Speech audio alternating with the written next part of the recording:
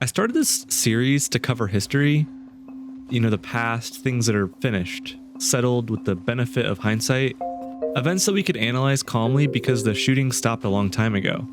I didn't plan to cover breaking news because it's messy, it's uncertain, and you don't know how the story ends while you're filming, but sometimes it happens while you're scrolling through your phone on a Saturday morning.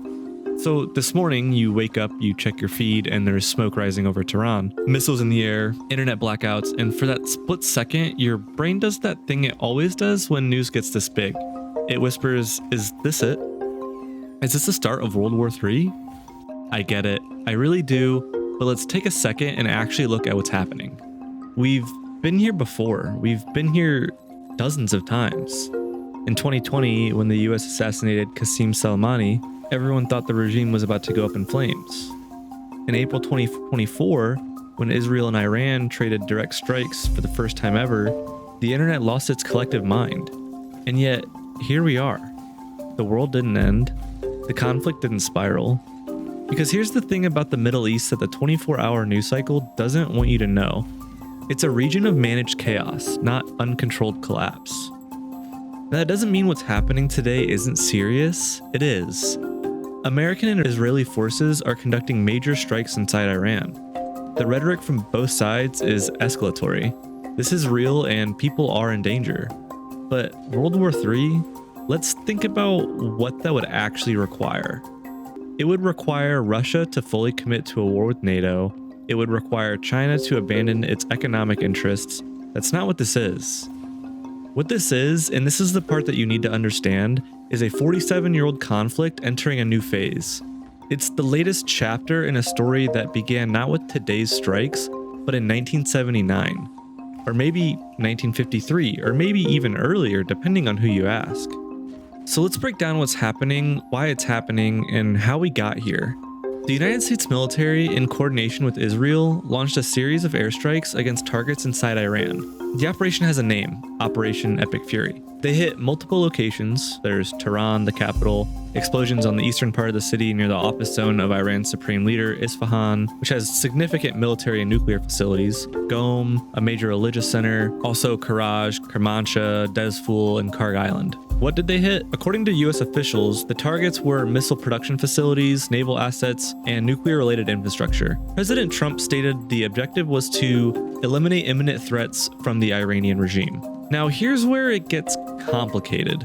Iran didn't just sit there. The Islamic Revolutionary Guard Corps, they're the elite military force.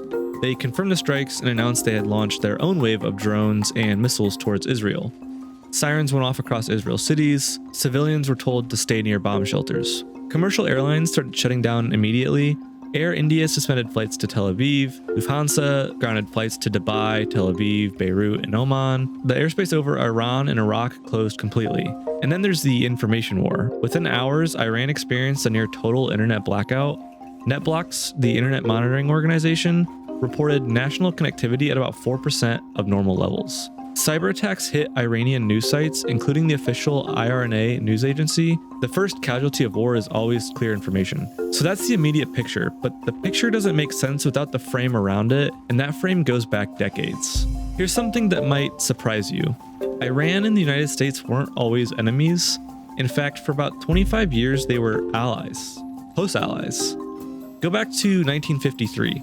Iran had democratically elected prime minister named Mohammad Mossadegh. He was popular, he was nationalist, but he made one fatal mistake. He tried to nationalize Iran's oil industry. He wanted the country's resources to benefit the Iranian people and not British corporations. The British didn't like that, and neither did the Americans. So the CIA and MI6 organized a coup. It had a code name Operation Ajax.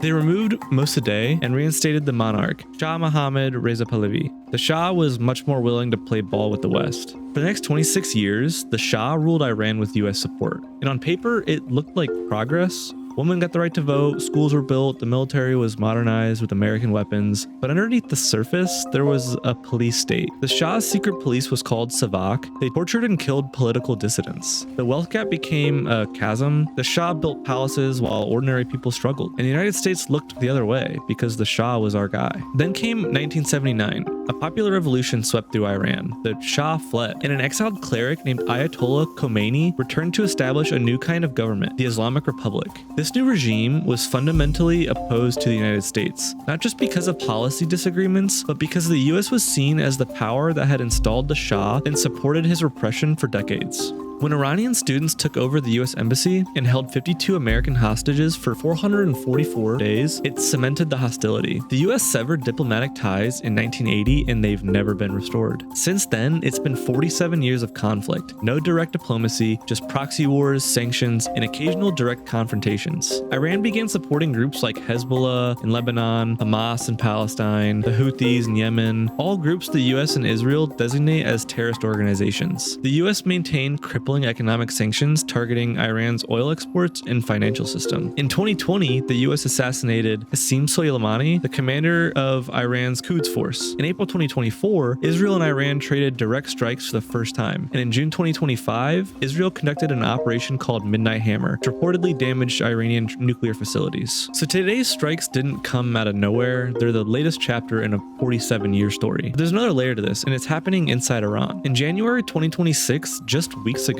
widespread protests broke out across the country. The immediate cause was economic. The Iranian rial, the currency, had collapsed. Hyperinflation made basic food and fuel unaffordable for ordinary people. The protests quickly turned political. Demonstrators called for the regime to step down, and the government responded with force. According to human rights organizations, security forces killed somewhere between several hundred and several thousand protesters. The Iranian government said they were responding to violent unrest and foreign-backed agitation. The protests were suppressed, but they didn't disappear. In the past few weeks, university students had held memorials for those killed. Some carried the lion and sun flag, which is the symbol of the pre-revolutionary Iran, banned since 1979. Some chanted Reza Pahlavi, the exiled son of the last Shah, living in the United States. The regime responded again. Plainclothes security entered campuses, protesters were identified, filmed, and arrested. So you have a government facing internal unrest, economic collapse, and external military pressure. And you have external powers watching that unrest and calculating whether this is a moment to act. Here's where it gets complicated because every side sees this differently. The United States says it's acting in self-defense. Iran has ballistic missiles that can reach American bases and allies. It has a nuclear program that Western intelligence believes is aimed at weapons capability. It funds proxies that have attacked American personnel. The strikes are presented as necessary to eliminate these threats. Israel has said the same thing with an additional dimension. Iran has repeatedly threatened to destroy Israel. For Israel, a nuclear-armed Iran is an existential threat. The Iranian government says the opposite. From their perspective, the US has been interfering in their country since 1953. They see the sanctions as economic warfare. They see the strikes as aggression. They framed their nuclear program and their proxies as defensive measures against a hostile superpower. And then there's the Iranian people.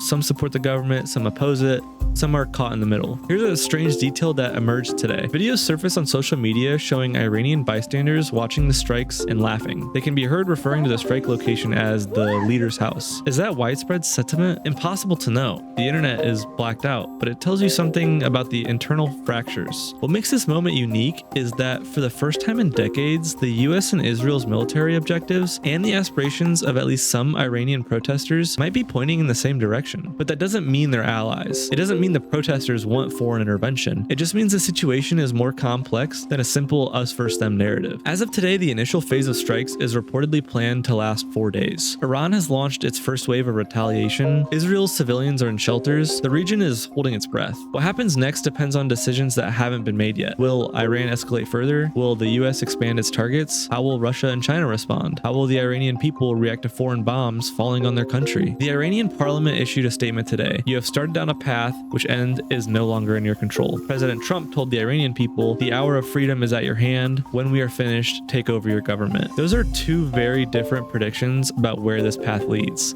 The only thing that's certain is that we're watching history happen in real time. And like all history, it's messy, uncertain, and impossible to fully understand while it's happening. I don't know how this ends, and neither does anyone else, no matter how confident they sound. What I can do is what I always try to do: lay out the facts, provide the historical context, do some research, and let you connect the dots yourself. I'm not here to tell you who's right or wrong. I'm not here to push you toward one political side or another. That's not my job. My job is to give you the information, what happened, when it happened, and what led us here, so that you can make up your mind. If that's valuable to you, stick around. I started the series to talk about history, and that's not changing. Today just felt like one of those days where the past and present were too connected to ignore, so I gave you the context. The rest is up to you. Thanks for watching.